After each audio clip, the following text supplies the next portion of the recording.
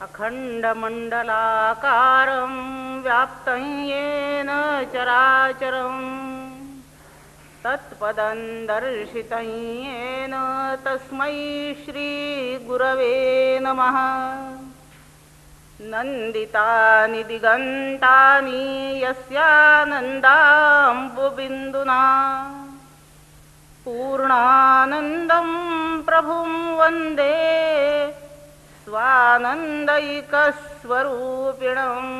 पुण्डलीकवरदा हरिविठ्ठल श्री ज्ञानदेव तुकाराम। श्वेतकेतू या सच्शिष्याला त्यांचे सद्गुरू तत्वमसी महावाक्याचा उपदेश करतायत। वेगवेगळे दृष्टांत देऊन तत्वमसी मधील ज्या सत वस्तूला तत्ने संबोधलं आहे त्याचे विशेष सांगणं सुरू आहे। एक एक विशेष एकेका दृष्टांतांनी स्पष्ट केला जातो आहे आणि याप्रमाणे 8 दृष्टांत आहेत। ब्रह्मवस्तूचे वा सत्पदार्थाचे 8 वेगवेगळे स्वरूप, धर्म, लक्षणे आपल्या पुढे स्पष्ट होत चालली आहेत। आणि मग या प्रकारच्या लक्षणांनी युक्त असं जे सत्तत्व आहे ते सत्तत्व साक्षात तो श्रोता श्वेतकेतू आहे अशा प्रकारचा हा उपदेश आहे। तत्वमसी महावाक्याचा अर्थ श्रुतीने सांगितला आहे, याप्रमाणे आपण असा गृहीत धरणार। पण काही उपपत्ती वापरून आपल्याला त्याचा अर्थ समजावून घ्यावा लागणार आहे। दृष्टांताने सिद्धी नाही होत, लक्षण आणि प्रमाण याने सिद्धांताची सिद्धी होत असते। कशाची? पदार्थाची वा त्या एखाद्या सिद्धांताची सिद्धी करायची असेल तर 2 गोष्टींचा वापर करावा लागतो। एक त्या वस्तूचं, त्या पदार्थाचं लक्षण ठरवावं लागतं आणि तशी सिद्धी करण्यासाठी काय प्रमाण आहे त्या प्रमाणाचा विचार करावा लागतो। प्रमाण आणि लक्षण या 2च्या साहाय्याने वस्तूची सिद्धी होते, वस्तूची होते। म्हणून त्या वस्तूंचा ज्यात वापर आहे अशा वाक्याची, सिद्धांताची सिद्धी सुद्धा त्याच 2 गोष्टींनी होत असते। ग्रंथामधल्या 1-2 खंडांमधले पहिल्यांदा दृष्टांत समजावून घेऊ आणि नंतर पदार्थ सिद्धी करण्याच्या बाबींचा आपण विचार करू। काही दृष्टांत 1-2 याच्यामधले आपण आधी ऐकून घेऊ। 10व्या खंडामध्ये नद्यांच्या वर्णनाचा दृष्टांत झाला आहे। नद्या समुद्राला येऊन मिळतात आणि मिळाल्यानंतर तिथे त्यांचा पृथकपणा काही जाणवत नाही। त्या नद्यांना आपलं स्वतःचं नाव गाव याचा काहीही पुढे आठाव राहत नाही। याप्रमाणे त्या समुद्रात पूर्णतः विलीन होऊन जातात। नदी समुद्रात विलीन होते, परत फिरत नाही। तरंग समुद्रात म्हणजे जलामध्ये विलीन होतो, परत येत नाही। पण समुद्रावर अखंड तरंग दिसतात, पण जो विलीन झाला तो नसतोय, तो दुसरा असतोय। ती तरंगांची जी मालिका आहे ते अखंड वेगळे तरंग आहे। तरंग जलात विलीन होतो, तो पुन्हा येत नाही। एखादा पाण्यावर तयार झालेला बुडबुडा, बुडबुडा हवेचा असतो पण त्याचं वेष्टन जल असतं। प्रघात आहे म्हणण्याचा की पाण्याचा बुडबुडा, बुडबुडा असतो हवेचा, पण त्यात पाण्याचा संदर्भ लागतोच, कारण त्याचं जे वेष्टन आहे, बुडबुड्याचा जो उपाधी आहे तो जलच आहे। म्हणून आपण पाण्याचा बुडबुडा म्हटला तर फार चूक नाहीये। तो पाण्याचा बुडबुडा जेव्हा पाण्यात विलीन होतो तेव्हा तोही पुन्हा उठत नाही। हे जे विलीन होणारे आहेत ते पुन्हा परत येत नाहीत। इथे सत्य लक्षण सांगणं चाललेलं आहे। पण आधीच्या दृष्टांतात विचार झालेला आहे की ह्या सगळ्या प्रजा म्हणजे जीव झोपेत सत्संपन्न होतात आणि परत येतात।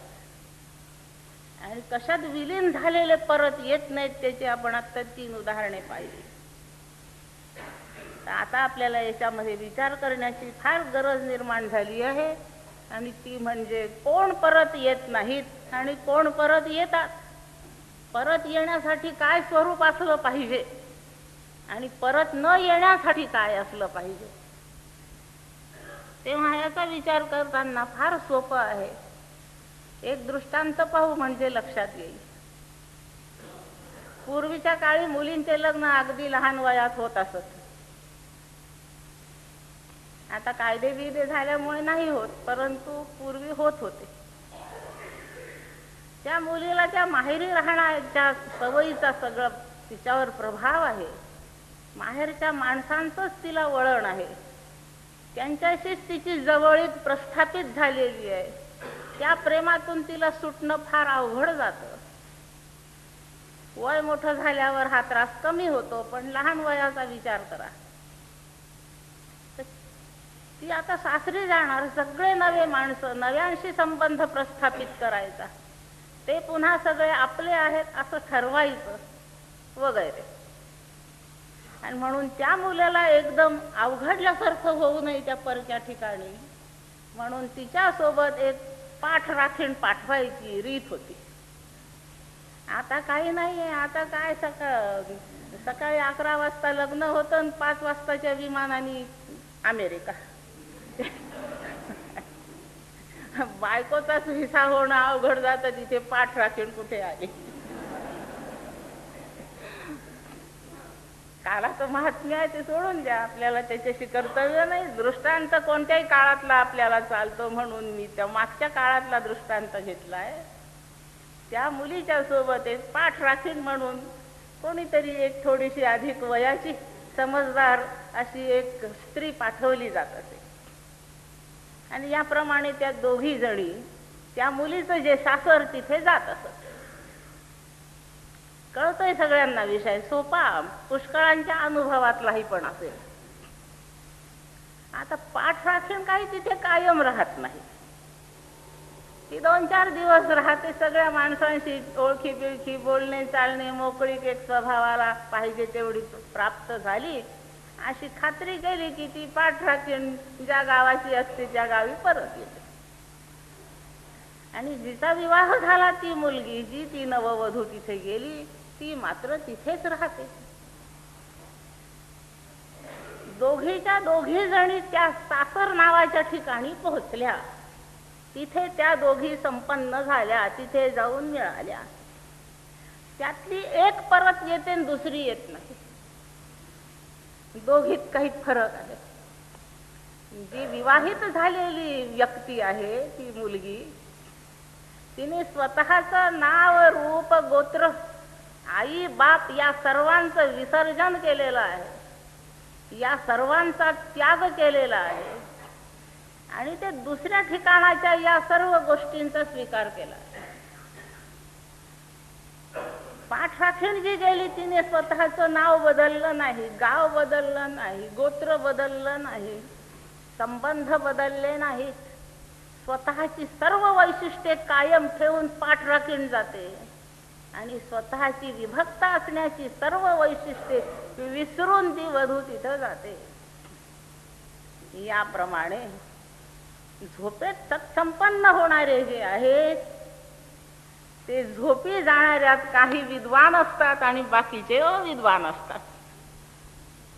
सत्संपन्न होताना जे विद्वान आहेत ते स्वतःच्या ह्या प्रापंचिक संबंधाचं विस्मरण करतात, याचा त्याग करतात आणि ब्रह्मलक्षणांचा स्वीकार करतात. म्हणून जेवढे विद्वान सत्संपन्न होतात ते परत येत नाहीत. म्हणजे काय, मरतात का झोपेत? नाही, असा नाही अर्थ. झोपेत मरतात असं नाही, पण पुन्हा उठल्यानंतर त्यांची सत अशी दशा असते आणि मृत्यूच्या समयी ते पुनर्जन्माला येत नाही. म्हणून हा दृष्टांत पुनर्जन्माशी जास्त निकट आहे. अविद्वान जे मरतात तेही सत्संपन्न होतात, काही काल पावे तो असतात तिथेच, पण आपापल्या स्वभावानुरूप ते सर्व स्वतःचे वैशिष्ट्य घेऊन पुन्हा मृत्यूलोकी परत येतात. जे परत येतात ते अविद्वान आहेत आणि जे परत येत नाहीत ते विद्वान आहेत. आणि म्हणून जे विद्वान त्या लक्षणांनी स्वतःला विभूषित करू इच्छितात आणि तऱ्हेचा अभ्यास करतात, तेवढे सत्संपन्न झालेले पूर्णपणे सद्रूप होतात. त्या वधूसारखे, त्या वधूला सासरी कायम राहायचं असेल तर तिला आपलं इकडचं सगळं सोडावं लागतं. तिथे बसून माझी आई, माझी बहीण, माझा भाऊ, माझं गाव, माझं घर, माझी इस्टेट, माझ्या माहेरी असं नसतं, माझ्या माहेरी खंडोबा आहे, तुमच्या इथे बालाजी कसा, हे जर ती करत बसेल तर तिला सासरून हाकलून दिलं जाईल. लक्षात ठेवा. म्हणून आपल्या सर्व गोष्टींचं विसर्जन. आता आमच्या प्रपंचामध्ये करता असतो, भोगता असतो. मी करता आहे, मी भोगता आहे, मी एवढ्या संपत्तीचा मालक आहे. या प्रकारच्या अहंकाराची जोपासना जर त्या सद्वस्तूच्या ठिकाणी कोणी करीत असेल तर तो बाहेर फेकला जातो. आणि ह्या अहंकाराचं विसर्जन, येण्याची सत्कर्मे, अशेषही अज्ञान विरमे, तयाचे अहम विश्रामे आत्मरूपी. ज्यांनी या गोष्टींचं विसर्जन केलं आहे, सत्कर्माच्या साह्याने, सत्सेवेच्या साह्याने, ज्यांनी ह्या विभक्तीकरण करणाऱ्या दोषांचं निराकरण करून सोडलं आहे, तयाचे अहम विश्रामे आत्मरूपी. आणि बाकीच्यांचा अहम तिथेही तसाच असतो. ज्यांनी अहम जोपासून सत्मध्ये प्रवेश केला ते अविद्वान परत फिरतात. आणि ज्यांनी असं अहंकाराचं विसर्जन होईल असा अहंकार त्याग करण्याचा अभ्यास केला, तेवढे पुनर्भवा नरानवई विलोकयंती रौरवम. ते पुन्हा पुनर्भवाला येऊन येण्यात रौरव नावाचा नरक पाहत नाही. नरकाचे पुष्कळ प्रकार आहेत, खूप नरक आहे. आता काही गोष्टी आठवणाशा होतात, त्या फार महत्वाच्या नाही म्हणून लक्षात राहिल्या नसतील, माझी स्मरणशक्ती कमजोर म्हणून नाही. पण नरकाचे प्रकार फार आहेत. त्यातला एक दोन नावं सांगते. अंध तमस नावाचा एक नरक आहे. आणि आता म्हटलेल्या श्लोकामध्ये ज्या नरकाचा उल्लेख आहे त्याला रौरव नावाचा नरक म्हणतात. रौरव नावाचा नरक कुठे आहे, त्याचं वास्तव्य कुठे आहे ह्या नरकाचं? रौरव नावाचा नरक गर्भाशयात आहे. आणि म्हणून अत्यंत कठोर दंड जर द्यायचा असेल एखाद्या अपराध्याला तर तुला पुन्हा जन्म मिळेल असा शाप द्यायचा. आणि असा हा सर्वात वाईट शाप, घोर शाप दुर्वास ऋषींनी अंबरीश राजाला दिला. सर्वात कठोर दंड आहे हा. सर्वात वाईट नरक कोणता असेल तर तो गर्भाशयामध्ये काही काळ वास्तव्य करावं लागणे हाच आहे. आणि म्हणून सर्वात वाईट दंड तो आहे. तुला पुनर्जन्म घडेल, तुला गर्भवास घ्यावा लागेल. आणि त्या अंबरीशाला सांगितलं तुला 10 वेळा गर्भवास पडेल, एकदाही नव्हे 10 वेळा. रव नरकामध्ये तुला 10 वेळा राहावं लागेल. पुनर्जन्म अत्यंत दुःखदायक असल्याचा परिणाम म्हणून हा सर्वात घोर शाप ठरला. जे विद्वान झाले म्हणजे स्वतःला ज्यांनी ओळखलं आहे असे जे विद्वान आहेत ते या देहपातानंतर पुन्हा या गर्भवासात जात नाहीत. ते खरे सत्संपन्न झाले. गेले ते परत आले नाहीत. जे परत आले ते सगळे अपराधी आहेत ईश्वराच्या राज्यातले. आणि म्हणून त्याला सर्वोत्तम कठोर दंड जो असेल सर्वात वाईट असा तो दंड म्हणजे त्यांना सारखे जन्म आहेत. किती आहेत त्यांची संख्या कदाचित आचार्यांना माहीत नसावी. आणि म्हणून त्यांनी फक्त पुनरपि जननम पुनरपि मरणम असं म्हणून सोडून दिलं. सारखं चक्र हे चालू राहणार आहे. सत्संपन्नतेचा आपण विचार केला नदी समुद्रामध्ये जी जाऊन मिळते, उपनिषदांनी वर्णन केलंय ते नामरूपे विहाय. नदी स्वतःचं नाव आणि स्वतःचं रूप यांचा त्याग करून समुद्रात प्रवेश करते. आणि म्हणून समुद्रात गेल्यावर ही गोदावरी आहे, ही गंगा आहे असं ओळखता येत नाही. त्यांनी रूप सुद्धा जे प्रवाह रूप आहे त्याचंही विसर्जन करून टाकलेलं आहे. आणि म्हणून त्या समुद्र रूप झाल्याच्या परत फिरत नाही. याप्रमाणे सत्संपन्नता, संपन्न होणे म्हणजे ऐक्य पावणे असा अर्थ आहे. जेव्हा सत्संपन्न होण्यामधले हे दोन प्रकार आहेत. मला वाटतं हा संपन्न होऊन तिथेच असणे, संपन्न होऊन परत येणे एवढा विषय स्पष्ट झाला असावा.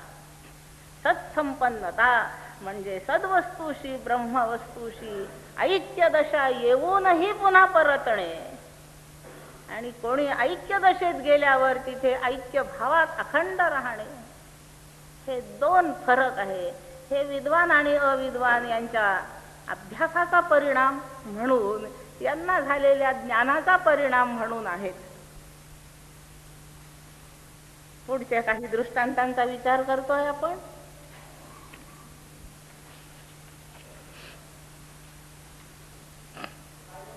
कितवा 11वा खंड घ्यायचा नाही का? हो.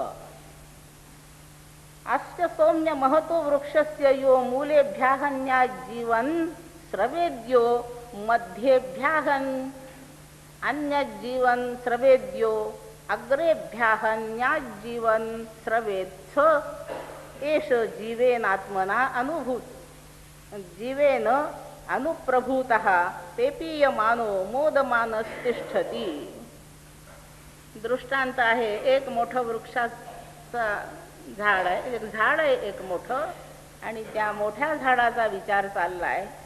श्वेतकेतूला ते म्हणतायत, ह्या मोठ्या झाडाच्या एका फांदीवर कुऱ्हाडीने घाव घालू, एक फांदी तुटते.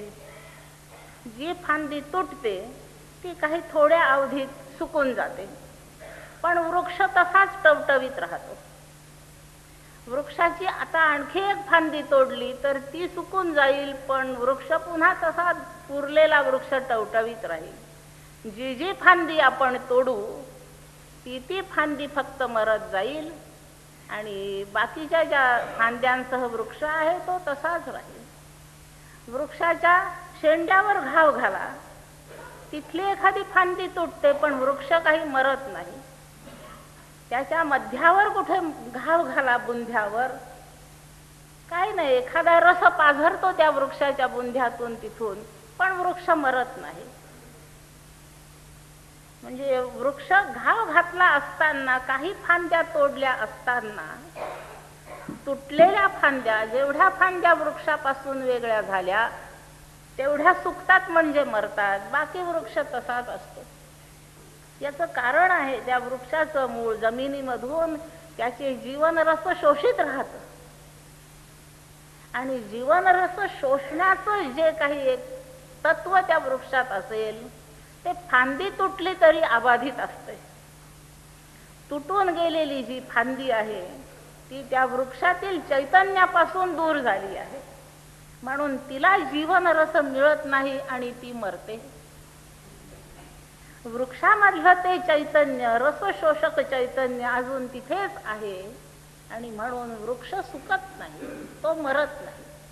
पण त्याच्यातून एखादा द्रव रस काहीतरी बाहेर येतो घावाच्या जागेवर.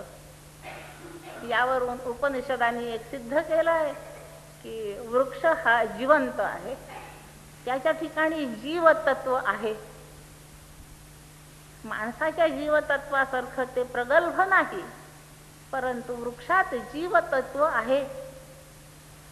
आणि यावरून आता लक्षात ठेवा की भारतीय तत्वज्ञानाने, या आपल्या वेद तत्वज्ञानाने वनस्पती सजीव आहे म्हणून ही कित्येक कालाच्या पूर्वी ठरवून ठेवलेली गोष्ट आहे.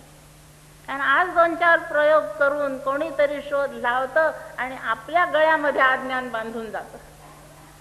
आपल्याला या काही गोष्टी माहीत पाहिजे.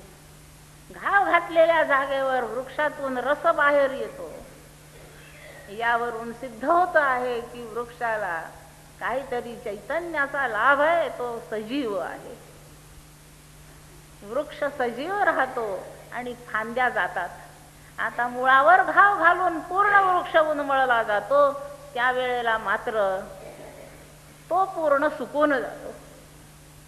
त्यातील चैतन्य वृक्ष या शरीराचा त्याग करतं. फांदी सुकते, फांदीमधून चैतन्य फांदीचा त्याग करतं. आणि वृक्षाचं चैतन्य अबाधित आहे. ते वृक्षाचं चैतन्य त्या शरीरात आहे, तो व ते शरीर म्हणजे वृक्ष टवटवीत आहे. तात्पर्यार्थ असा आहे, मरतो तो वृक्ष, एक फांदी मरते, दुसरी मरते, तिसरी मरते, याप्रमाणे सर्व फांद्या मेल्या तरी वृक्ष मेला असं काही होत नाही.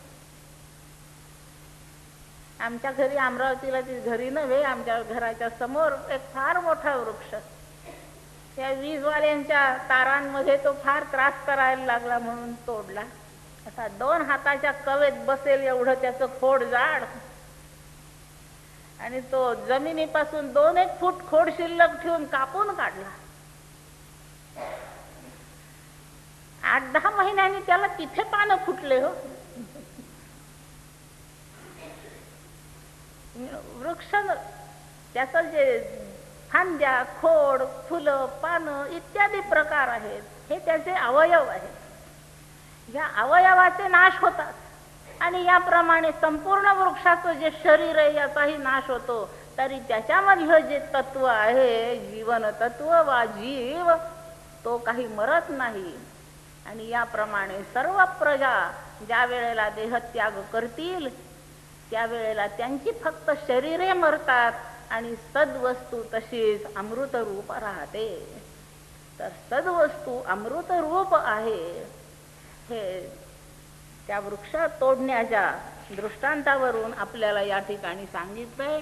अस्य यदेकां शाखां जीवो जहात्यथ सा शुष्यति, द्वितीयां जहात्यथ सा शुष्यति, तृतीयां जहात्यथ सा शुष्यति, सर्वं जहाति सर्वः वृक्षः शुष्यति. सांगून झालाय अर्थ.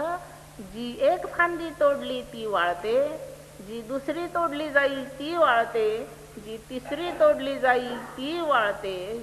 आणि याप्रमाणे जो जितक्या शाखा तोडू त्याच्या तेवढ्या सगळ्या तुटून त्या वाळून जातात, त्या मरतात. ज्यांनी ज्यांनी वृक्षाला सोडलं तेवढ्या सगळ्या मेल्या. बाकीचा वृक्ष कायम राहिला आहे. आणि मुळापासूनच तोडला गेला तर संपूर्ण वृक्ष वाळतो, परंतु त्याच्यातील चैतन्य तसंच अबाधित राहतं. एवमेव खलु सौम्य विद्धी इति होवाच जीवापेतं वावकिलेदं म्रियते न जीवो म्रियत इति. याप्रमाणे प्राण्यांची शरीरे मरतात, पण प्राण्यांचा जीव मरत नाही. शरीरे मरतात त्यावेळेला जीव सत्संपन्न होतो आणि त्याच्या भोगकाली तो पुनर्जन्माला येऊन नवीन देह धारण केलेला ह्या मृत्यूलोकी तसाच राहतो. स्वय येशोणी मैतदात्म्यमिदं सर्वं तत्सत्यं स आत्मा तत्वमसि श्वेतकेतो इति भूय एव मा भगवान विज्ञापयितु इति तथा सौम्येति होवाच. ज्या सत्तत्वाच्या आधाराने, ज्या सच्चैतन्याच्या आधाराने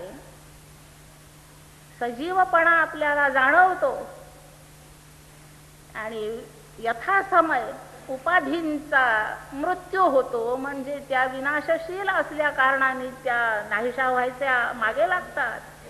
त्यावेळेला त्या उपाधी म्हणजे शरीरच फक्त नाहीशी होतात, परंतु त्यातील सद अंश जो जीव नावाने असतोय तो तसाच अबाधित असतो.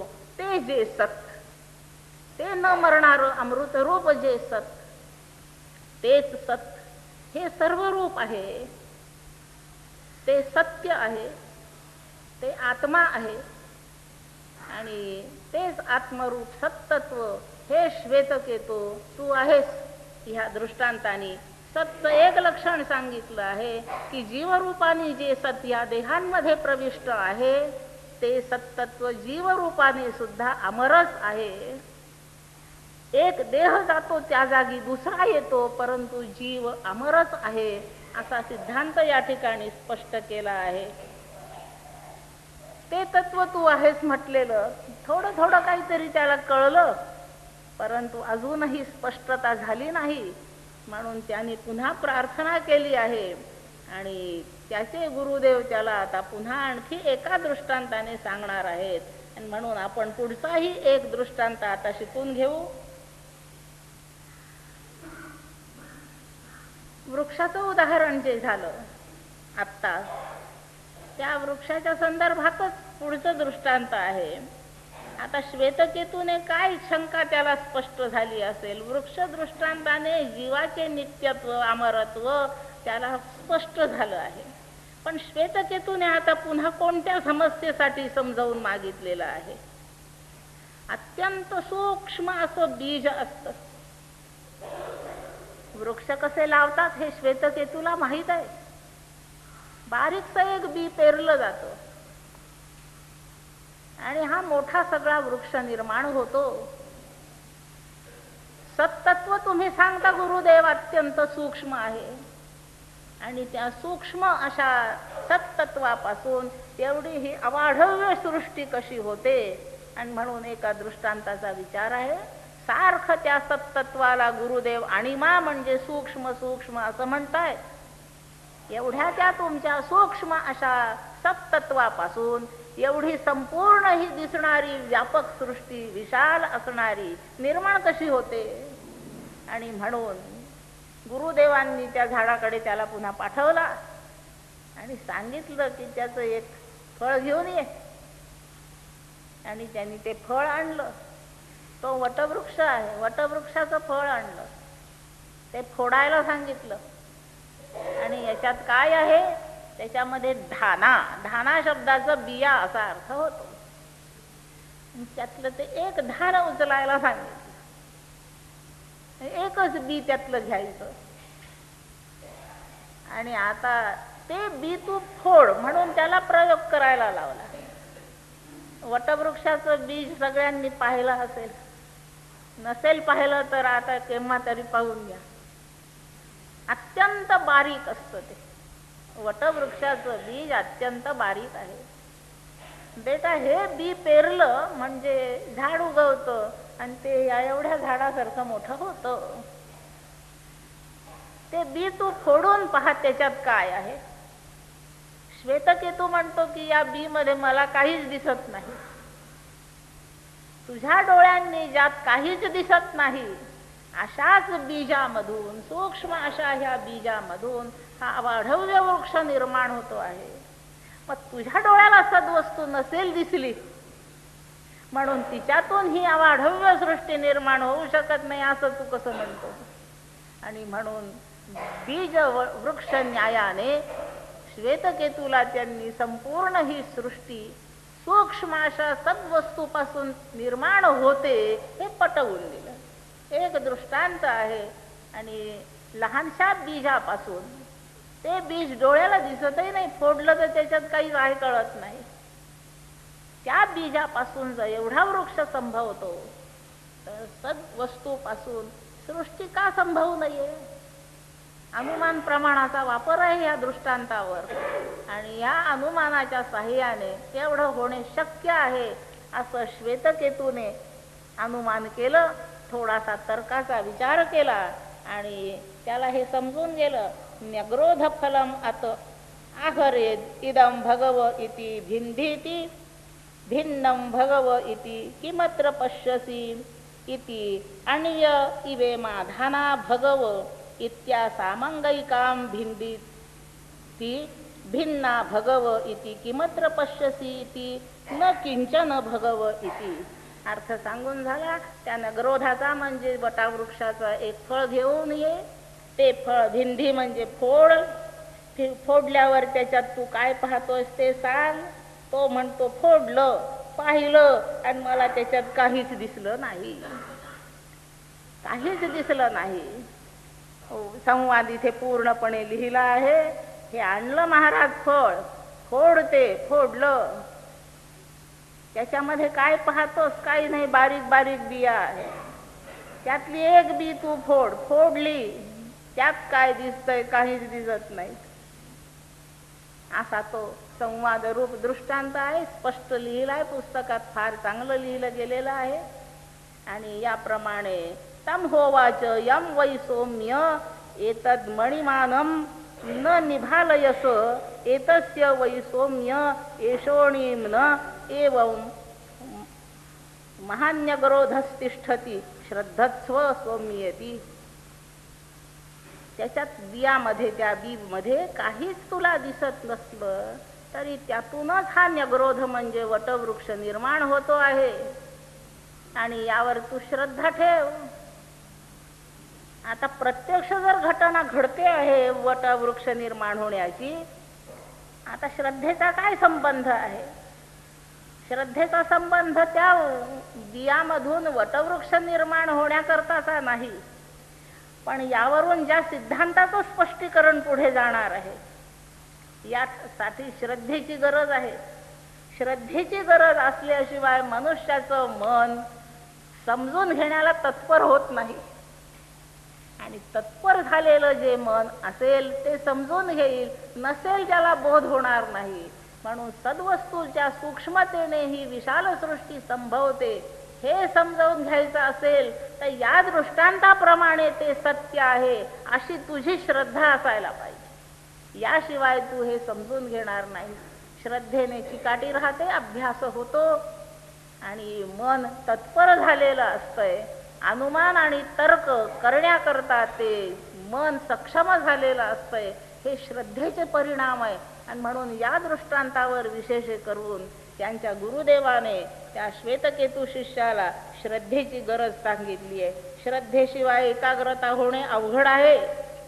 श्रद्धा विषयात मनाचे समाधान श्रद्धेमुळे होते व ज्याची जिज्ञासा आहे ते समजणे सोपे आणि शक्य होते.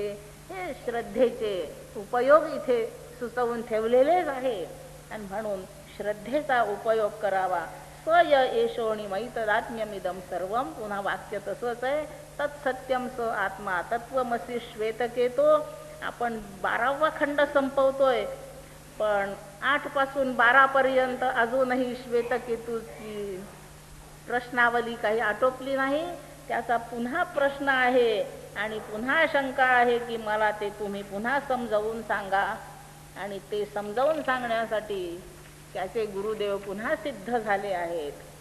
आपण आणखीन एक दृष्टांत ऐकू आणि मग हे थांबवू. 13व्या खंडामध्ये आता पुन्हा एक दृष्टांत आहे. सद्वस्तू सर्व रूपाने इथे उपस्थित आहे असं तुम्ही वारंवार मला सांगता आहात. हे सर्व सद्रूप आहे अशी तुमची मला शिकवण्याच्या वाक्याची सुरुवात आहे. ऐतदात्म्यमिदं सर्वम. मग असं सर्व रूपाने सर्व ठिकाणी उपलब्ध असणारं तुमचं ते सत्तत्व हे मला दिसत का म्हणून नाही? ठीक आहे, वा ते फक्त पुण्यात आहे, मी अमरावतीत राहते तर अमरावतीत ते दिसत नाही. काही अर्थ आहे न दिसणे म्हणण्याला? वा ते भारतात नाही ना अमेरिकेत आहे, असं काही असेल तर भारतात राहणाऱ्यांना दिसणार नाही, हेही खरं आहे. पण तुमचं म्हणणं आहे ना की ऐतदात्म्यमिदं सर्वम, त्या सद्रूप हे सर्व आहे. मग हे सर्व तर सर्वत्र उपलब्ध आहे ना मला. ते मी कशातही पाहिलं तरी मला सत्तत्व दिसायला हवंय, पण ते दिसत नाही. ठीक आहे, मग तुला मी पुन्हा एक दृष्टांत सांगतो आणि त्या दृष्टांताचा पुन्हा एक प्रयोगच आहे आणि सोपा प्रयोग आहे. श्वेतकेतूला गुरुदेवांनी एक पेला आणायला सांगितला. त्या पेल्यामध्ये पाणी आणायला सांगितलं. मिठाचा एक खडा आणायला सांगितला. तो पेला पाणी भरलेला समोर आहे, तो मिठाचा खडा त्यांनी आणलेला तिथे बाजूला आहे. आणि गुरुदेव म्हणतात मिठाचा खडा त्या पेल्यातल्या पाण्यात टाक. त्याने तो टाकला. राहू दे हा पेला, मिठाचा खडा टाकलेलं पाणी बसलेला तो पेला असाच ठेवून दे काही वेळ. बहुत वेळाने म्हणजे दुसऱ्याच दिवशी गुरुदेव त्याला म्हणतात, तो कालचा मीठ टाकलेला पाणी भरलेला पेला घेऊन ये. त्याने तो आणला. आणि काय आहे आता पेल्यामध्ये? काल टाकलेला मिठाचा खडा कुठे आहे? श्वेतकेतू म्हणतायत की आता दिसत नाही तो. म्हणजे मीठ आता दिसत नाही. आता मीठ दिसत नाही तुला, त्याच्यात मीठ आहे किंवा नाही. आणि म्हणून आता ते पाणी वरच्या पृष्ठभागाशी बोट लावून थोडस घेऊन चाटून पहा, मध्यभागातलं पाणी घेऊन चाटून पहा, बुडाजवळचं पाणी घेऊन चाटून पहा, आणि तुला काय जाणवलं ते सांग. आणि श्वेतकेतू म्हणतो आहे की ते सगळं सर्व ठिकाणचं पाणी खारट लागतं आहे. पाण्याची चव खारट नाही, पण ह्या पेल्यातल्या पाण्याला खारट चव आली आहे. खारट चवीचा पदार्थ मीठ आहे. म्हणजे ह्या पाण्यामध्ये तू काल टाकलेलं मीठ आहे, पण दिसत नाही. असलेलं मीठ आता दिसत नाही. आणि दिसत नाही याचा सरळ अर्थ झाला की ते डोळ्यांनाच फक्त दिसत नाही. जे डोळ्यांना गोचर नाही ते मानांतराने आपल्याला प्रत्ययाला येतं. म्हणजे दुसऱ्या एखाद्या साधनाने त्याचं अस्तित्व जाणवतंय.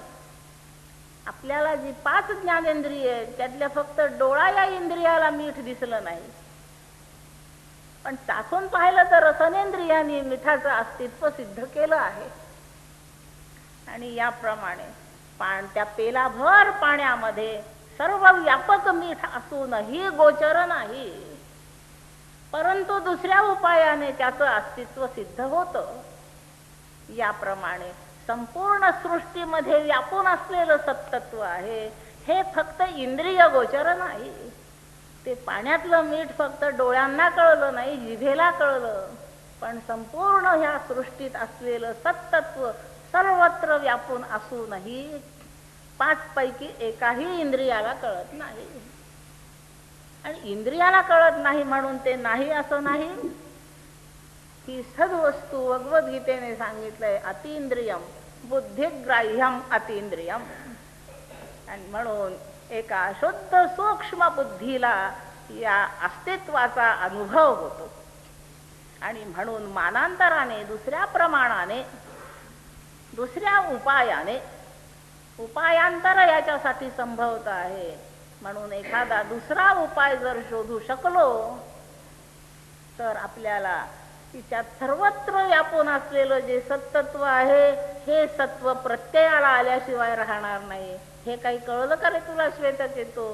तर श्वेतकेतू म्हणाला, म्हणून एखादी वस्तू आहे तिचं अस्तित्व सिद्ध करण्यासाठी ही इंद्रिय पुरेशी आहेत असा कधी निर्णय करू नये. इंद्रियांची क्षमता अत्यंत अल्प आहे.